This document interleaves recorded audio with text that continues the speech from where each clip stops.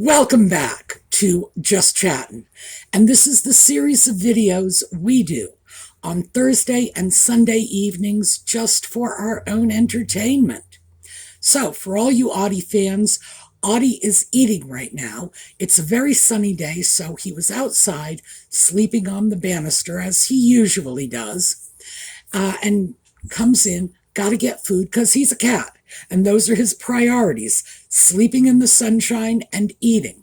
However, I usually rank right around number 3 on that list. So once he feels like his belly is full, he probably will come over and say hello. We'll have to see. Yellow. And we do have yellow here. It's a little more conspicuous on the other side of the scarf, but I promise you, we've got yellow. For Catherine, for Lex's mom, for everybody who is dealing with cancer, we're wishing you all the very, very best. So, we've got a lot of stuff to talk about today. Weird stuff, like really strange stuff. So, once we are through with the intro, 22 seconds from now, we'll get right into it.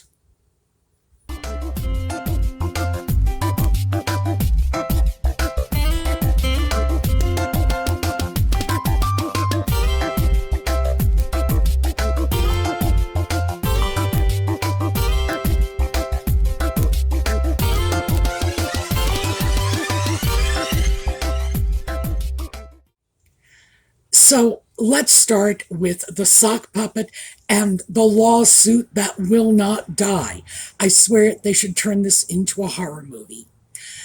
The sock puppet's lawsuit against the Mirror Group, which is the Sun over in the UK, tabloids, for, I think it is fundamentally invasion of privacy, but I'm not sure what that corresponds to in the UK. Here in the US, it would probably be invasion of privacy. It's been going on for more than 5 years now. I think we hit the 5-year point sometime last month. Well, the judge, and this is like Justice Fancourt, I think they call him Mr. Justice Fan. I'm not sure. I'm not British, but I'm just going to call him Judge Fancourt because that's what he would be called over here, and I'm sure our UK friends are going to understand who I'm talking about. So Judge Fancourt has snapped back on both parties in this lawsuit, saying, you're mutating this into something that it isn't. And he's given them a deadline that they are either going to have to settle or go to trial in January, and that's like 4 months from now. Now, one might think that 5 years into the process, they would have been ready to go to trial a good 4 years ago. But I do not know why there's so much delay and contention over this. But what is going on specifically that pertains to the sock puppet is he seems to be making allegations with no support. In other words, he's saying they bugged cars and they wiretapped phones and they were listening into conversations and bugging residences. But he's not giving them any particulars. Now, it's all well and good to throw around accusations like this, but when you go into a court of law, that doesn't wash. You have to say, on January 3rd, 2021, or whatever. 2021 is wrong. That would have been in the middle of the case. Maybe 2014. Who knows? The Mirror Group placed bugs in my 1998 Porsche, and they retrieved private conversations as a result of this. Or they bugged my residence on such and such a street, in London. And on, but you have to be specific. You can't just say, this is what I think they did. You have to give them specific times, dates, places. Otherwise, the Mirror Group can't mount a defense. Just, I say you did it. What are they supposed to do? Go into court and say, Yeah. Well, we say we didn't. Nah, nah. No. If there are specific allegations, and that seems to be what the court is throwing back, there are no particulars. And that's not scare quotes, that's real quotes. That this is what Judge Fancourt is saying. We need particulars, in other words, details, specific allegations, not just general, oh, you are the evil tabloid press and you did mean things to me, which is basically what the sock puppet is saying. Now, he previously threw in allegations about bugging, placing electronic listening devices. I'm sure we all know what bugging means, but, with the sock puppet, you really can't be sure. Electronic listening devices in Chelsea Davies' car. Now, the problem that I see with this, based on US law, not UK law, is if Chelsea Davy is not a party to the lawsuit, you can't bring this into a court. She would have to be a participant, her car, her privacy, etc., etc. The fact that the sock puppet might have been recorded as collateral damage, so to speak, is not enough to take this into a court. At least I don't think it would be. Keep in mind, I'm not a US lawyer, I'm not a UK lawyer, and none of this is legal advice. I just think that common sense alone is telling us that this isn't going to wash. And in this case, we don't need common sense because Judge Fancourt has said right out, this is not going to wash. And he's also, in his brief, he chastised both parties, pointing out that this is the never-ending lawsuit. This is just, we should be expecting a flying dragon here. The fact is, it's dragged on for 5 years. It is exhausting the court's patience. It is expending court resources that could be used more profitably for the people of the UK by litigating cases that actually have some resolution in sight rather than this. And here's the thing that Fancourt pointed out. He described the participants, the son on one hand and Harry and his other litigants, because it's not just Harry. So you got the two parties, that they are like armies with endless resources going in and doing battle in the courts. In other words, both parties are rich enough to be monopolizing the court system for their own private little war in a way that the average person could not. So I think that's the part that is irritating the judge the most.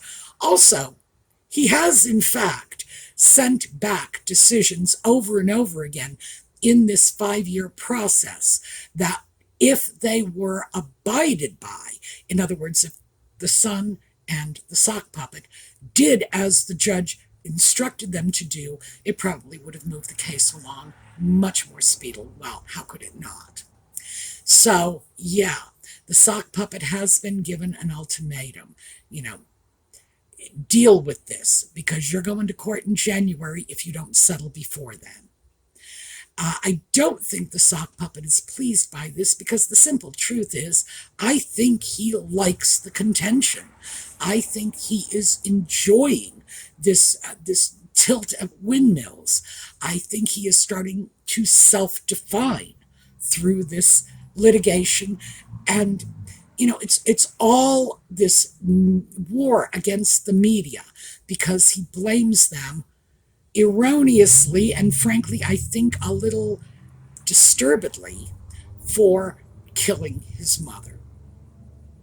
I don't know what to say beyond that.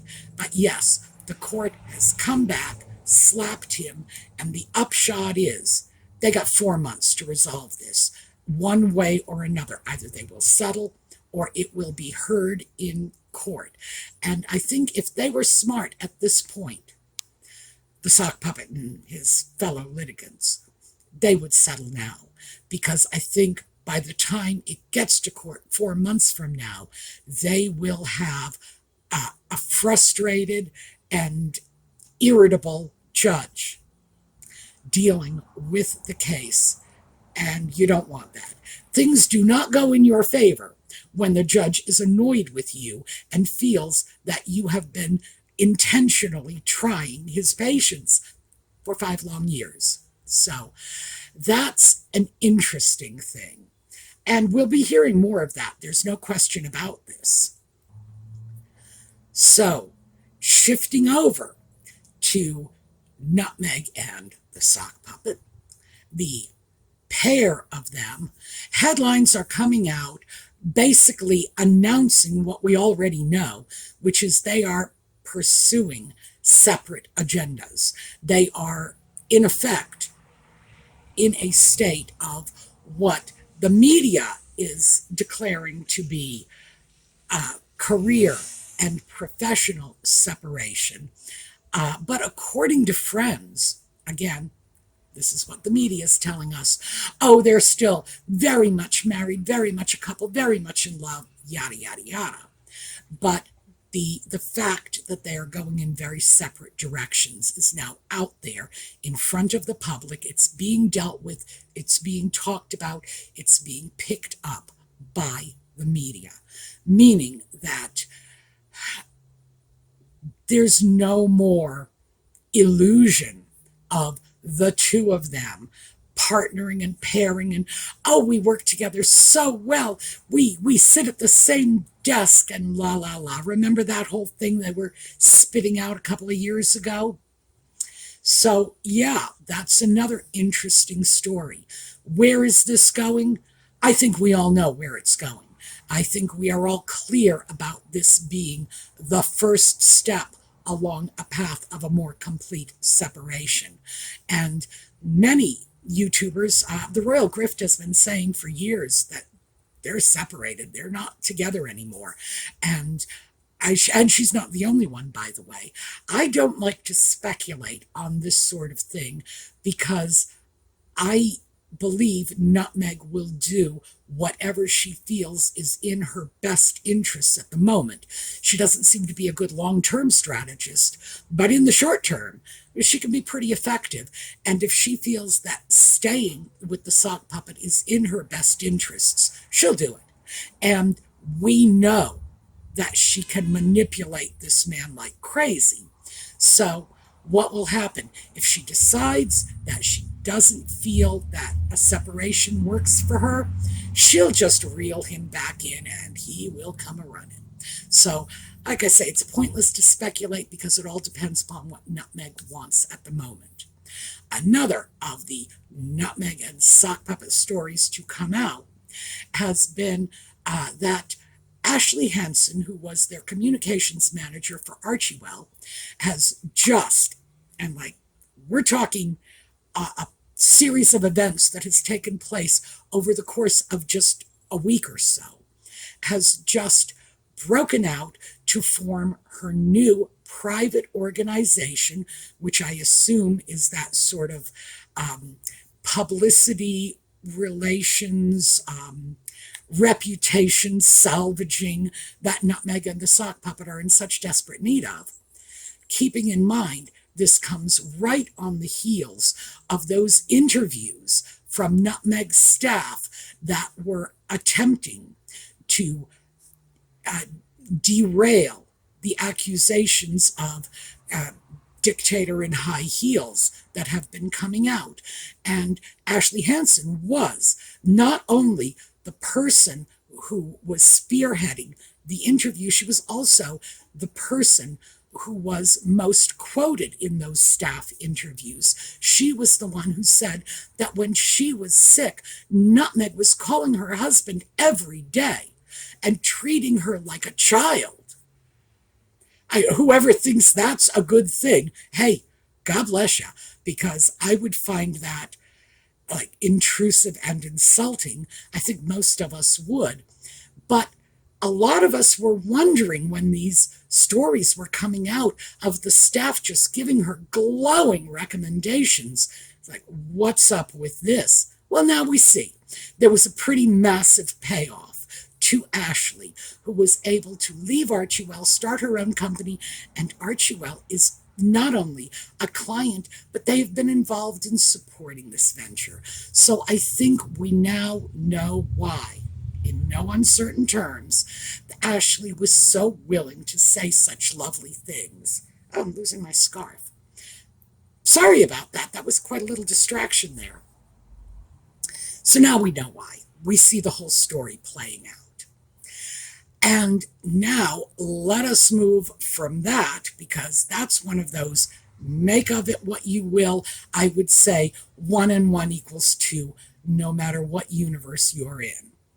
So now moving on to this. This is to pick up on the video I did on Thursday about, and this was purely speculative, why Nutmeg was laying low and not making any public appearances for such a long stretch, while the sock puppet was off getting all the publicity. And we know nothing, just nothing ticks her off like somebody else getting what she feels is her fair share of the publicity.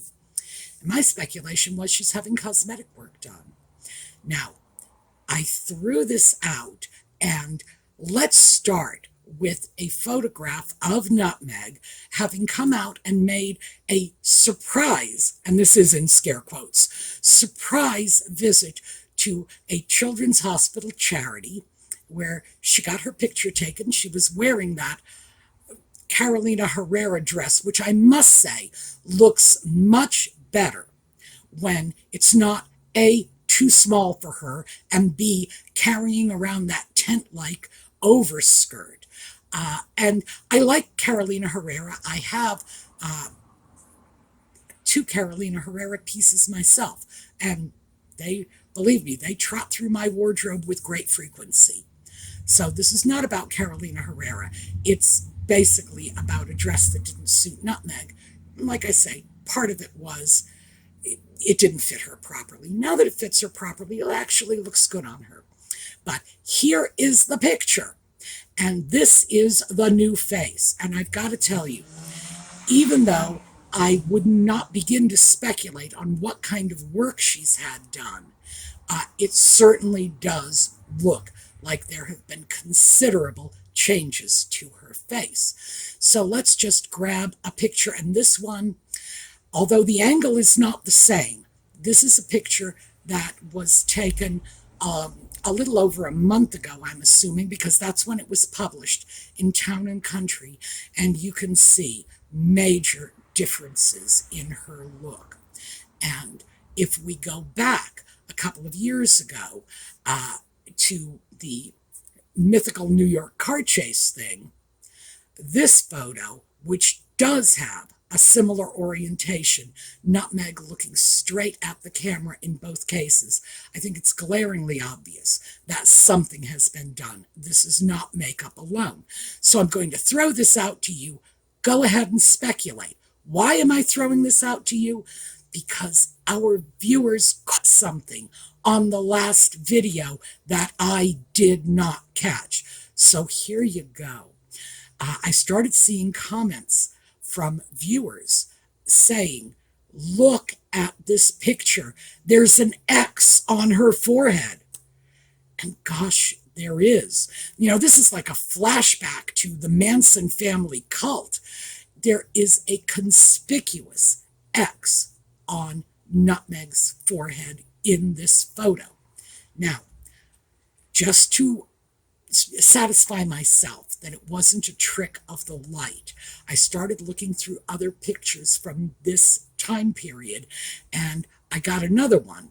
Not a head-on view, but you can absolutely see half of that X in this photo. You can see that diagonal line, and yeah. Now, again, not only am I not a lawyer, but I am not a cosmetic surgeon. So I have no idea what could be responsible for this. I would guess, and this is just a guess, again, throwing it out to the rest of you who may be more familiar with this, but I would guess that it's evidence of a former brow lift where the oh, here, I should probably do it with this, where the left eyebrow has been drawn up to the right side of the face, and the right eyebrow has been drawn up to the left side of the face, which would make that X mark if there were underlying structures, for example, permanent sutures, creating that. I am also inclined to think, mostly because this most recent photo seems to show a much broader and taller forehead than Nutmeg has ever shown in the past, that yeah, we may well have had a brow lift, which does draw skin up to the hairline. But again, pure guess. That's all this is. I am not an expert. And remember, I handled that X photograph several times, not just when I selected that photograph to insert it in the video, but even through the editing of that photograph into the video, and I did not catch that. Absolutely not. So, if you folks hadn't caught it, it would have been completely lost on me. But that is bizarre. And again, I can only just sort of guess at what it might be. But I'm throwing it out to you once again.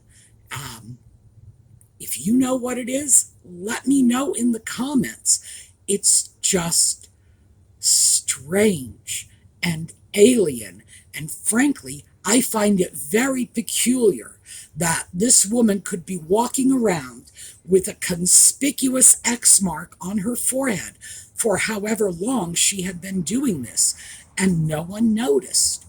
How weird is that? But again, it does support the idea that she has had some work done, because that X mark, that's just not how foreheads work. So that is what I have for you today.